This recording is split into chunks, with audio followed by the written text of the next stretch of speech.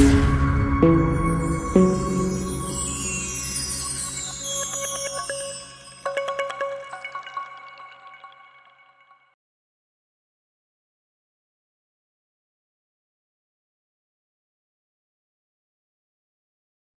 Morning friends, कैसे हैं आप सब लोग?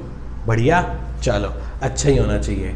आओ जी, आज हम स्टार्ट करने जा रहे हैं अपना फिफ्थ वीडियो लेक्चर। आज हम अपना स्टार्ट करने जा रहे हैं फिफ्थ वीडियो लेक्चर, जिसके अंदर हम पढ़ेंगे कैपिटलाइजेशन मेथड। क्या पढ़ेंगे? Capitalisation method. मैं आपको फिर से बता दूं, इससे पहले हमने 4 वीडियो लेक्चर्स रिकॉर्ड करे हैं वैल्यूएशन ऑफ गुडविल पे। फर्स्ट लेक्चर के अंदर इंट्रोडक्शन एंड थ्योरी डिस्कस की गई। सेकेंड लेक्चर के अंदर हमने सिंपल एवरेज प्रॉफिट मेथड को पढ़ा। थर्ड लेक्चर में हमने वेटेड एवरेज मेथड को पढ़ा। फोर्थ लेक्चर में हमने सुपर प्रॉफिट मेथड को पढ़ा। आज हम अपने फिफ्थ लेक्चर पे आ रहे हैं, that is called capitalisation method. क्या कहलाता है ये? Capitalisation method. कि हम यहां पे अपने प्रॉफिट से, इस मेथड में हम अपने प्रॉफिट से कैपिटल वैल्यू निकाल लेंगे। क्या निकाल लेंगे? अपनी कैपिटल वैल्यू निकाल लेंगे। सर ऐसे नहीं, कुछ एग्जांपल देके बताओ, कुछ एग्जांपल देके बताओ। मैं आपको छोटा सा एग्जांपल देता हूं बेटा, पहले मेरी बात को बस ध्यान से समझने की कोशिश करना। फॉर एग्जांपल आप ऐसे समझें कि मैं ना एक दिन अपनी शॉप को क्लोज करके, बंद करके रात के वक्त घर की ओर जा रहा था। मैंने कहा चलो देखें यार, वैसे ही पैदल पैदल जा रहा था, उस स्कूटी भी नहीं थी, हाथ में मेरे खाली लंच बॉक्स था और मैं पैदल पैदल टहलता टहलता घर की ओर जा रहा था। मैं सोचता गया कि मेरे पास यार, मैं एक्चुअली साल में कितना प्रॉफिट कमा लेता हूं। तो मैंने हिसाब लगाया, अपना प्रॉफिट कैलकुलेट करा मन में। तो मुझे पता लगा, मैं यहां पे बेटा अभी रफ में लिख रहा हूं, रफ में, कि मुझे पता लगा कि जो मेरा प्रॉफिट है ना, प्रॉफिट वो 20 लाख रुपए है। कितना है बेटा? 20 लाख रुपीज मैं साल के कमा लेता हूं। कितने कमा लेता हूं? 20 लाख रुपए मैं साल के कमा लेता हूं। मैं 20 लाख रुपए साल में कमाता हूं। साल भर में मैं कितने पैसे कमाता हूं बेटा? 20 लाख रुपए मैं साल भर में कमाता हूं। ठीक है जी, अच्छी बात है सर।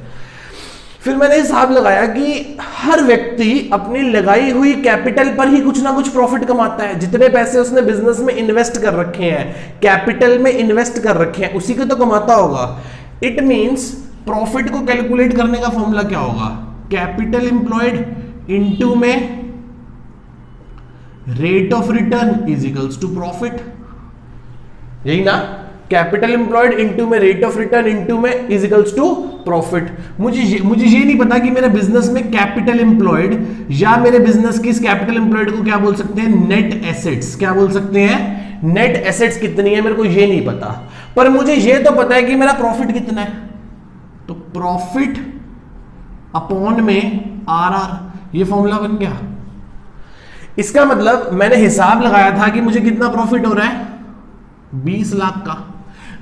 जो बिजनेस मैं कर रहा हूं उसकी मार्केट की एक्सपेक्टेड रिटर्न कितनी है, मतलब उस धंधे में मेरे और कॉम्पिटिटर कितना पैसा कमा लेते हैं, मेरे और कॉम्पिटिटर्स कितना पैसा कमा लेते हैं। ठीक है जी, मतलब उनकी रिटर्न कितनी है, रेट ऑफ रिटर्न, इस इंडस्ट्री की रेट ऑफ रिटर्न कितनी है। सर इस इंडस्ट्री की रेट ऑफ रिटर्न 20% है। कितने परसेंट है? 20%। अच्छा जी, सर इसका मतलब 20 लाख रुपए को डिवाइड कर लिया जाए 20% से, कितना आ गया बेटा? 1 करोड़ रुपए। कितना आ गया? 100 लाख। इसका मतलब मेरे बिजनेस के अंदर जो मेरा पैसा कितना लगा होना चाहिए? 1 करोड़। मतलब मेरे बिजनेस के अंदर नेट एसेट्स कितने की होनी चाहिए? 1 करोड़ की। यस और नो? मेरे बिजनेस के अंदर मेरी नेट एसेट्स कितने की होनी चाहिए बेटा? 1 करोड़ रुपए की, 100 लाख रुपए की एसेट्स होनी चाहिए। तभी इंडस्ट्री की रिटर्न 20% है, तो मेरे को 20 लाख का प्रॉफिट होता होगा। यस और नो? यदि मेरे बिजनेस में 1 करोड़ लगा होगा, तो मैं 20% के रेट पे 20 लाख रुपए कमाऊंगा ना। सही बात है ना? अब मैं निकालने जा रहा हूं अपनी गुडविल। क्या निकालने जा रहा हूं बेटा? अपनी गुडविल। कि एक्चुअली कि मेरी कैपिटल एम्प्लॉयड कितनी है, या इसे कहेंगे capitalised value minus actual capital employed या एक्चुअल नेट एसेट्स।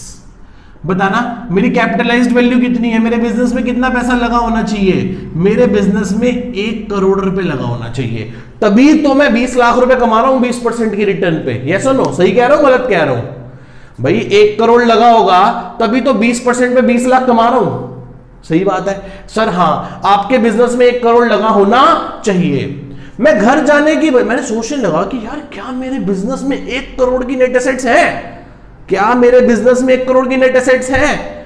मैं घर जाने की बजाय वापस कहां चला गया, अपनी शॉप, अपने बिजनेस, अपनी फर्म की ओर। उसका लॉक खोला और सारी एसेट्स काउंट करने लग गया। सारी एसेट्स में से सारी लायबिलिटी माइनस कर दी, तो पता लगा कि मेरी एक्चुअल नेट एसेट्स या कैपिटल एम्प्लॉयड सिर्फ 80 लाख रुपीस का है, 80 लाख रुपए का है।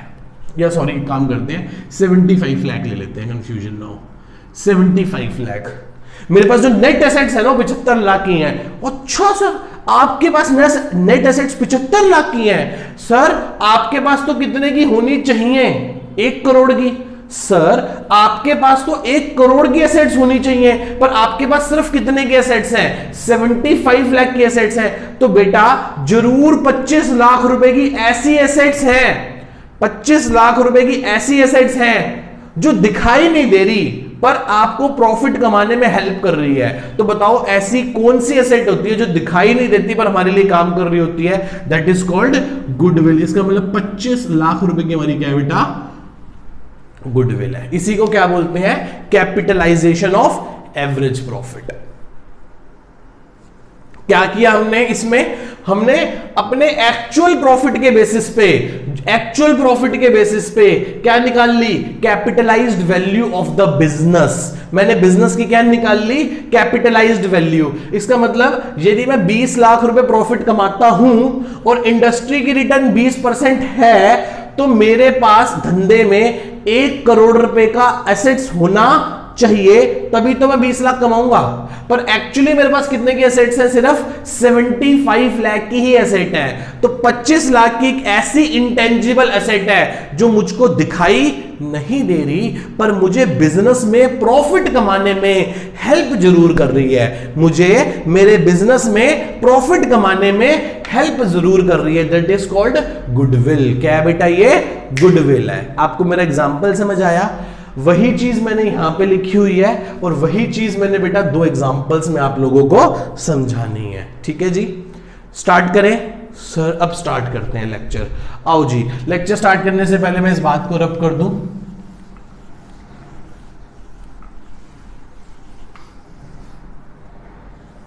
ठीक है जी, आओ बच्चों चलते हैं। क्या कहता है, ध्यान से पढ़ते हैं। Lecture number 5, capitalisation method, capitalisation of average profit. पहले हम किसको कैपिटलाइज करेंगे बेटा, अपने एवरेज प्रॉफिट को।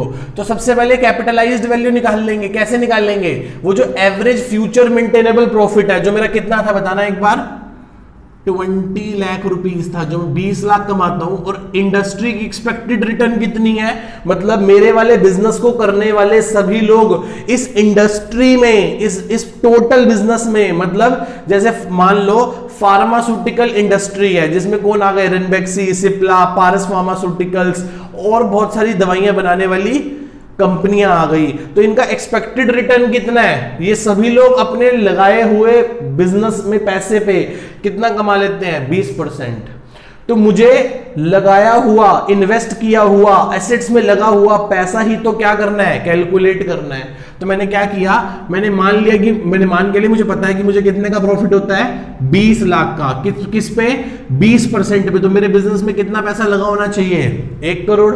आगे कैपिटलाइज वैल्यू कितनी है, 1 करोड़। पर एक्चुअली में नेट एसेट्स कितनी है मेरे बिजनेस में, नेट एसेट्स को क्या बोलते हैं, कैपिटल इंप्लॉयड, सीई। कितनी है बेटा, 75 लाख। इसका मतलब 1 करोड़ लगा होना चाहिए पर दिखाई सिर्फ कितने की दे रही है एसेट्स मेरे पास बिजनेस में, 75 लाख रुपीस की। इसका मतलब 25 लाख रुपए की मेरे बिजनेस में एक ऐसी एसेट है जो मुझे दिखाई नहीं दे रही पर फील हो रही है। That is called asset which can not be seen and touch but feel it. That is called goodwill of the business और फर्म। तो 25 लाख रुपए की मेरे पास क्या है बेटा, गुडविल है। इतनी बात समझ में आती है?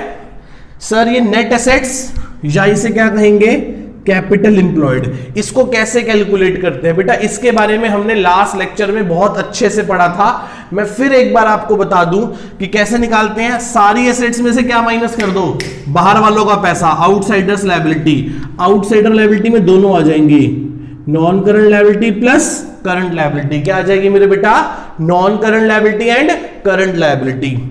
माइनस कर देंगे इसमें से क्या बेटा, पुरानी गुडविल। यदि कोई बैलेंस शीट में पुरानी गुडविल पड़ी है, आज हम क्या कर रहे हैं, आज हम गुडविल को ही तो कैलकुलेट कर रहे हैं, और गुडविल को कैलकुलेट करने वक्त, गुडविल को कैलकुलेट करने वक्त यदि पुरानी गुडविल पड़ी हुई है तो उसको क्या कर दो, राइट ऑफ कर दो, उसको वहां से हटा दो। तो ऑल एसेट्स में से माइनस कर दो बाहर वालों की लायबिलिटी, चाहे वो नॉन करंट हो चाहे वो करंट हो, माइनस कर दो ओल्ड गुडविल, पुरानी पड़ी गुडविल, माइनस कर दो फिक्टिशियस एसेट्स। सर क्या होती है फिक्टिशियस एसेट्स, मैंने आपको लास्ट लेक्चर में बताया था, आज फिर दोबारा से बता देता हूं।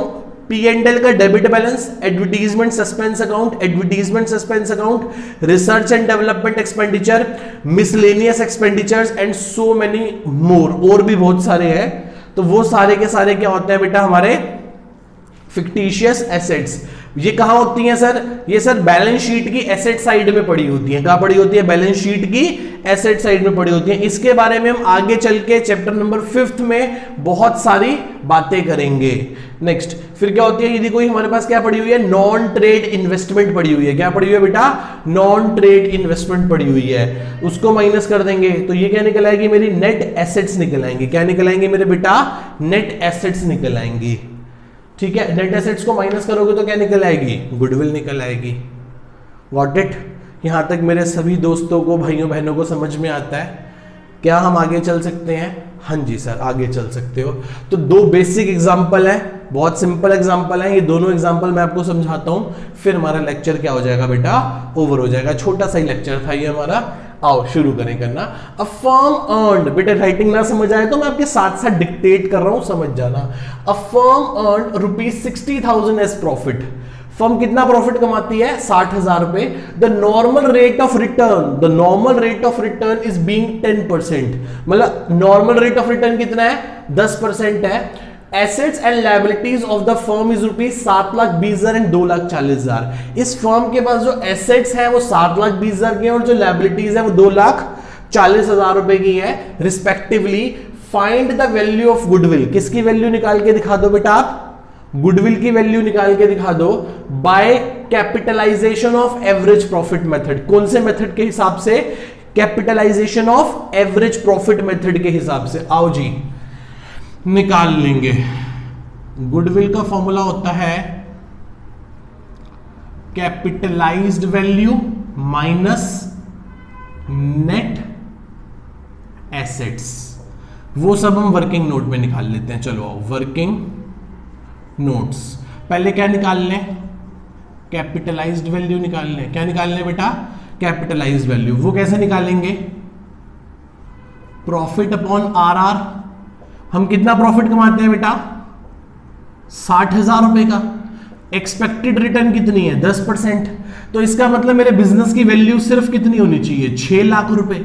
मेरे बिजनेस के पास नेट एसेट्स कितने की पड़ी होनी चाहिए, 6 लाख रुपए की। मैं फिर से समझाता हूं, मैं 60,000 रुपए कमाता हूं और जिस इंडस्ट्री में मेरा बिजनेस है, जिस इंडस्ट्री में मेरा बिजनेस है, वो इंडस्ट्री की एक्सपेक्टेड रिटर्न सिर्फ कितने परसेंट है, 10%। इसका मतलब मेरे बिजनेस में सिर्फ कितने की एसेट्स लगी हुई हैं, 6 लाख की। अब हम क्या निकाल लें बेटा, अपनी नेट एसेट्स निकाल लें। क्या निकाल लें, नेट एसेट्स। क्या फॉर्मूला होता है, total assets minus outsiders liability. Sir formula तो इतना लंबा चौड़ा था, तो बेटा ये सब चीजें गिवन भी तो नहीं थी हमारे पास इस एग्जांपल में। आओ जी, टोटल एसेट्स कितने की है बताना एक बार बेटा मेरे को। सर टोटल एसेट्स हमारे पास 7,20,000 रुपए की हैं और आउटसाइडर्स लायबिलिटी कितने की है, 2,40,000 रुपए की। तो नेट एसेट्स कितने की हो गई, 4,80,000 की हो गई। कितने की हो गई, 4,80,000 की। यहां तक मेरे किसी भी बच्चे को कोई डाउट है बेटा, पक्का? ठीक है जी, ठीक है जी। आओ चलते हैं। टू कैपिटलाइज्ड वैल्यू कितनी है बेटा हमारे पास, 6 लाख। नेट एसेट्स कितने की है, 4,80,000। तो फर्म की गुडविल कितनी आ गई, 1,00,000 20,000, that is called 1,20,000 rupees form की क्या निकल आई बेटा, गुडविल निकल आई। क्या यहां तक मेरे किसी भी दोस्त को डाउट है? पक्का? सोच लो एक बार फिर से, क्या हम आगे चल सकते हैं बेटा आप लोगों के साथ? ठीक है जी सर, एक लास्ट एग्जांपल है हमारा, एग्जांपल नंबर 2, फिर खत्म हो जाएगा ये टॉपिक। फिर हम स्टार्ट करेंगे क्या, कैपिटलाइजेशन ऑफ सुपर प्रॉफिट। अभी हमने क्या पढ़ा था, कैपिटलाइजेशन ऑफ एवरेज प्रॉफिट, इसके बाद पढ़ेंगे। आओ जी पढ़ते हैं।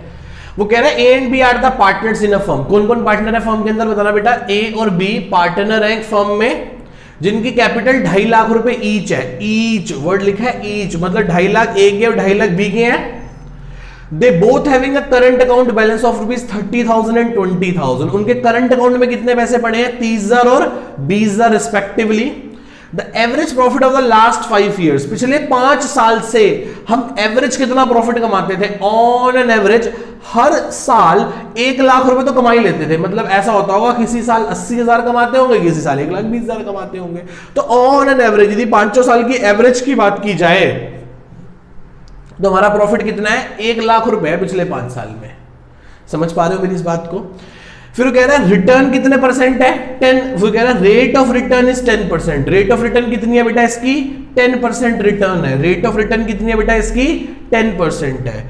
Find the value of goodwill, किसकी वैल्यू निकाल लो बेटा, गुडविल की वैल्यू निकाल लो by capitalisation of average profit. Sir निकाल लेंगे, कोई बहुत बड़ी चीज नहीं है। तो जो गुडविल का फॉर्मूला है वो क्या है बेटा, बोलो। वो गुडविल का फॉर्मूला है capitalisation value, capitalised value minus net assets या capital employed is one of the same thing. अब क्या बना लेते हैं, वर्किंग नोट्स। सबसे पहले क्या निकाल लें, कैपिटलाइज्ड वैल्यू निकाल लें। वो कैसे निकलेगी, वो निकलेगी प्रॉफिट अपॉन आर। प्रॉफिट कितना है बेटा बताना एक बार मेरे को, कितना प्रॉफिट है हमारे पास। सर हम ऑन एन एवरेज हर साल 1 लाख कमा लेते हैं। रिटर्न कितने परसेंट है, 10%। तो इसका मतलब कितना हो गया, इसका मतलब कितना हो गया बेटा, 10 लाख रुपए हो गए। कितने हो गए, 10 लाख। इसका मतलब इस बिजनेस की कैपिटलाइज्ड वैल्यू 10 लाख हो गई। कितनी हो गई बेटा, 10 लाख रुपए इसकी क्या निकल आई, कैपिटलाइज्ड वैल्यू निकल आई। क्या निकल आई, 10 लाख रुपए इसकी कैपिटलाइज्ड वैल्यू। अब क्या निकाल लें हम, अब हम निकाल लें actual net assets. Net assets निकालने का एक मेथड और होता है, क्या, partners capital plus reserves and surplus minus fictitious assets, goodwill और नॉन ट्रेड इन्वेस्टमेंट, जो कि हमारे क्वेश्चन में गिवन नहीं है। ठीक है जी। पार्टनर्स कैपिटल का कितना बैलेंस है, 2.5 लाख, 2.5 लाख, 5 लाख और 30 और 20 50,000। कैसे, 2.5 लाख प्लस 2.5 लाख, ये तो कैपिटल अकाउंट का बैलेंस हो गया। और करंट अकाउंट का बैलेंस कितना हो गया, 30,000 प्लस 20,000। ना ही कोई रिजर्व एंड सरप्लस गिवन है, ना ही कोई फिक्टिशियस एसेट्स, कोई गुडविल, कोई नॉन ट्रेड इन्वेस्टमेंट, कुछ भी गिवन नहीं है। तो यही है, कितने हो गए, नेट एसेट्स कितने की निकल आई, 5.5 लाख रुपए की। कैपिटलाइज्ड वैल्यू कितनी है, यदि मैं 1 लाख कमाता हूं 10% की रिटर्न पे, तो मेरे पास 10 लाख का प्रॉफिट होना चाहिए। तो ये रहा जी 10 लाख रुपए, 10 लाख रुपए। और एक्चुअली कितनी है, 5.5 लाख रुपए। तो इसका मतलब मेरे पास 10 लाख की एसेट्स होनी चाहिए, पर एक्चुअली में सिर्फ कितने की हैं, जो दिखाई दे रही हैं 4.5 लाख की। इसका मतलब जो 5,50,000 की, इसका मतलब जो 4.5 लाख रुपए की एसेट्स नहीं दिखाई दे रही, वो क्या है सर, वो गुडविल है। गुडविल, ना दिखाई देने वाली चीज गुडविल है। इतनी बात समझ में आती है मेरे बेटा को, पक्का, अच्छे से। ठीक है जी, ये लेक्चर सिर्फ इतना सा ही था। इस लेक्चर में हमने क्या पढ़ा, capitalisation of average profit. Next 6th lecture में हम पढ़ेंगे capitalisation of super profit. Last lecture में, 4th लेक्चर में हम सुपर प्रॉफिट को कैलकुलेट करना सीख चुके हैं। नेक्स्ट लेक्चर में हम उसी सुपर प्रॉफिट के बेसिस पे कैपिटलाइजेशन वैल्यू से मेथड को सीखेंगे। इतनी बात आप सभी लोगों को समझ में आती है? ठीक है बेटा, tata bye bye, see you, next lecture में मिलते हैं।